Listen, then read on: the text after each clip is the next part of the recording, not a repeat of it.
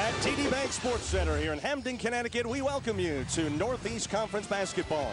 This afternoon, the Knights of Fairleigh Dickinson visiting the Bobcats of Quinnipiac, the final day of the regular season before the NEC tournament begins this coming Thursday. Good afternoon. Welcome aboard. Joey Waller along with Terry O'Connor here in Hamden this afternoon. Thanks for joining us. And this a game in which, though Quinnipiac is the #2 seed, they've already got that sewn up entering that NEC tournament. Actually, both teams with something to play for here today, right? Joey, FDU. Look at the starting lineups, and FDU led by their senior point guard Mike Scott. Over the last few years since transferring in, has become one of the better all-around players in the league. They are coached by Greg Vitrone in his second year at the helm. Meanwhile, as far as the Bobcat lineup is concerned, they are led, of course, by big, burly Justin Ruddy, coming up on 1,000 career rebounds. It's a milestone he could reach here today. And their head coach, Tom Moore, the former longtime top assistant under UConn coach Jim Calhoun. And so Quinnipiac working it more patiently this time, and there's Johnson. He's the best three-point shooter in the league in terms of field goals made from beyond the arc, and doing it right there. It's 6-0 Bobcats. Over 5 minutes gone by. Knights still looking to score for the first time, and still they haven't, as that one is off the mark by Brian Smith. Back the other way. A little bit of a hot potato here. That one nearly stolen. Johnson again. Good again. And so here's FDU showing the patience this time in the half court now with the 1-point lead. Under 12 minutes to go here at Quinnipiac. The quarterfinals of the NEC tournament just days away, coming up on Thursday. Here's Scott with a forced three, but he's got it. And all of a sudden, Terry, it's a new look offensive bunch, and the Knights go up by 4. Well, again, they keep little Dave Johnson rattling and missing on the first free throw. There's Tom Moore, who calls Johnson his smartest player in terms of basketball IQ. And I don't know about you, Terry, but anytime a guy this size, I mean, he's listed, we underline listed at 5'10", 150. Anytime a guy like him can compete at this level, though he misses both free throws here, always very impressive. Well, again, a lot of Bobcats with the record of 20-8. We mentioned their second straight 20-win season. They're 12-5, second place in the NEC. Nice job by Johnson. That's James Johnson, and beautiful penetration, moving his team to within 3. Here's Greer, who comes off that career-high 34. Tyler Reynolds banking it. That's not what he had in mind, but he will take it, and so will FDU, which leads at 18-12 now. Well, on the street, you got to call that one. He didn't call that, but we'll give him the 3 anyway. I did not hear a call, Terry. I was talking with some of the Quinnipiac people before the game, Terry, about how Justin Ruddy wound up here as Langston hits on both, and it's a 4-point FDU lead. Ruddy came for a visit.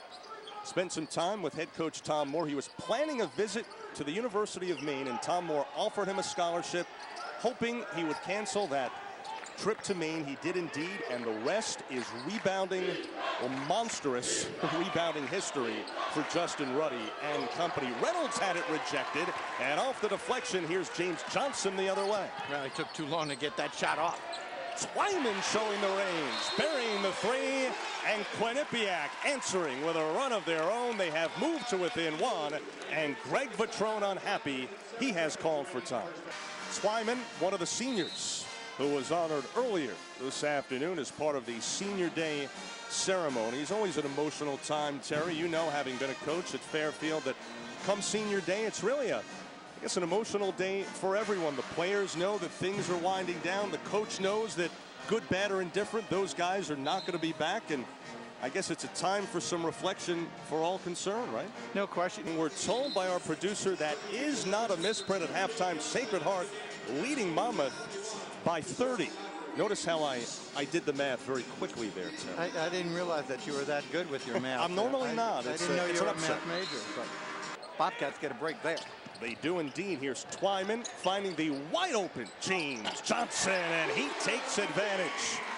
Here is Ferdlich, the Czech product. He'll be back next year, handling it and sending it back out to Scott. Scott's really been looking to hoist in this one. Does so again and got it. Mike Scott giving his club a 26-20 lead as we approach 5 minutes to go here in the first. And Scott has 14 points here, Terry. He has exploded in this his final collegiate game. Well, he's feeling it. So Quinnipiac by 6, under 4.5 to go. What an angle, and what a reverse that time. as it was Twyman somehow managing to bank it home. Earlier, I started to mention, Terry, that Deshaun Dockery, number 21 for FDU. You were talking earlier about poor foul shooting. We see so much of it around the country. And again, not to pick on Deshaun, because we do see so much of it around the country. He is 10 of 31 from the line. That is 32%. No, I did not do the math in my head that time. Yeah, that was in the game notes. I know you read that. There's no question about that, doing the math. And the man you see listed 4th all-time in NEC rebounding as Ruddy misses on both here, and it's still 26-25, FDU by 1. Obi Wadiki, formerly of Central Connecticut, what a rebounder he was. Listed at 6'4", maybe even a little bit shorter than that. He could really hit the boards with the bigger guys. There's a three-pointer off the mark by Brian Smith, and Ruddy underneath to corral. Gets another rebounder. Obi, if he was 6'2", that was a stretch. I used to do some of their games too. Oh my God, they listed him at 6'4". No one thought he was 6'4". He might have been 6'4" around. He had a little body with him too, but not height-wise, but he could board. He could indeed. That time Jackson on the miss, but Quinnipiac on the rebound again.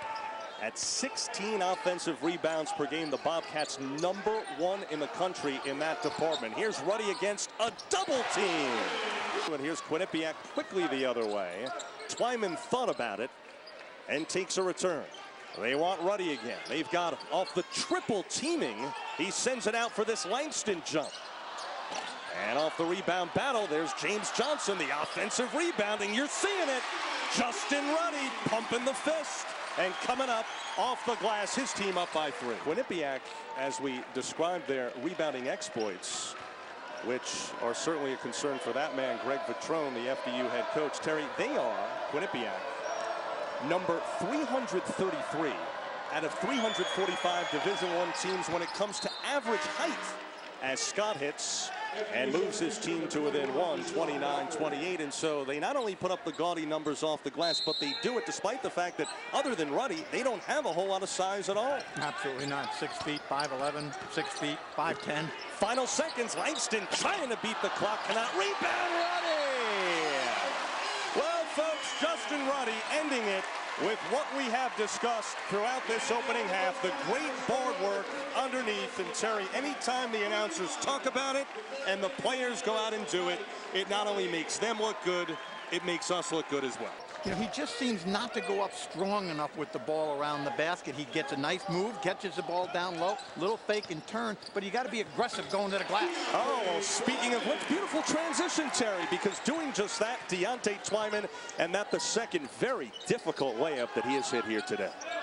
Here's Scott, and that time off the mark, and the long rebound pulled down by Brown. Lance Brown, who didn't see much playing time in the opening half. Here's Twyman again, this time from deep.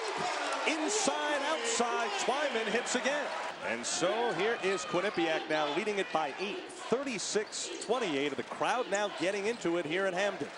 Here is Scott, this the 3rd college program he has played for, and inside against Verdlick off the mark, but getting the own rebound, missing again, and off the battle for it. Quinnipiac with Jamie Jackson coming away. Here's James Johnson leading for Brown. Fans, family, fun, the 3 Fs. That's what we've got in the Northeast Conference, and certainly the fans here today are having fun. It is a great family atmosphere. Come on out, bring the kids, popcorn, soda. Is there apple pie here today too? I missed that. I didn't think they had any. It's an all-American event, I didn't see it in the I would be press room, shocked. I would be shocked if it were not available somewhere in the building. Well, now they've got to have about a 3 or 4 minute run, Fairleigh Dickinson, where they shut him out defensively, try to climb back in this game on the defensive end, and obviously get some points at the other side. Dave Johnson in traffic, and yet again, deja vu all over again. It is Brown on the follow. Tyler Reynolds giving a good look, couldn't put it down, and here's Brown saving it in. Does so beautifully to James Johnson, getting a hand from the crowd. Quick ball movement. Here's Ruddy with position on silent. Too easy, right, Terry? Well, it's a flash pivot. Again, a little fake.